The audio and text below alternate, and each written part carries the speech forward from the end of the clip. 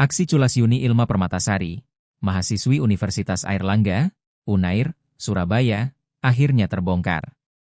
Mahasiswi program studi D4 Manajemen Perkantoran Digital Angkatan 2023 ini diduga nekat menilep dana organisasi mahasiswa penerima Kartu Indonesia Pintar Kuliah, KIPK, senilai Rp103.336.457. Sialnya, saat aksinya mulai terendus, ia sempat menggunakan alibi konyol berupa salah transfer sebelum akhirnya mengaku uang tersebut habis untuk melunasi pinjaman online, pinjol.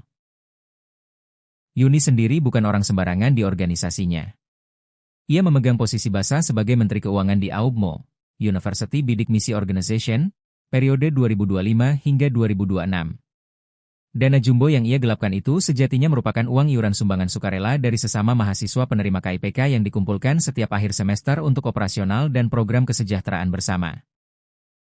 Saya ingin menyampaikan klarifikasi terkait informasi yang beredar serta mengakui kesalahan yang telah saya lakukan selama menjabat sebagai Menteri Keuangan AUBMO, sesal Yuni dalam unggahan video di akun Instagram resmi Bidik Misi Kipkunair, Kamis, 18 Juni 2026, dilansir tribunjatim.com.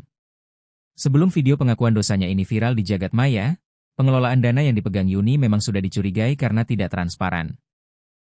Saat pihak organisasi mulai mencium adanya lubang besar dalam kas keuangan, Yuni sempat mencoba berkelit dari tanggung jawab. Ia awalnya memasang tameng alibi dengan dalih telah terjadi kesalahan teknis atau salah transfer saat menggunakan dana organisasi.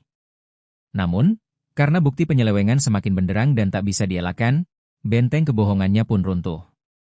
Didorong rasa takut sebelum kasusnya meledak liar di publik, Yuni akhirnya memilih jujur dan meluruskan fakta yang ada. Yuni membeberkan bahwa uang ratusan juta milik mahasiswa itu sudah ludes tak bersisa demi menutupi berbagai kebutuhan pribadinya yang mendesak. Selain untuk membiayai kebutuhan gaya hidup sehari-hari, uang tersebut ia pakai untuk menutup utang-utang di aplikasi pinjaman online, pinjol, serta membiayai pengobatan orang tuanya yang sempat kecelakaan.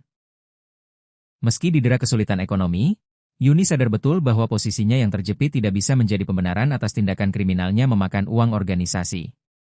Saya menegaskan bahwa tindakan ini adalah murni perbuatan penyalahgunaan dana organisasi untuk kepentingan pribadi tanpa adanya keterlibatan dari pengurus maupun BPH AUBMO lainnya, tegas Yuni yang siap pasang badan sendiri. Kini, nasi sudah menjadi bubur. Mahasiswi Unair ini mengaku siap menerima segala konsekuensi hukum dan sanksi akademik yang bakal dijatuhkan pihak kampus.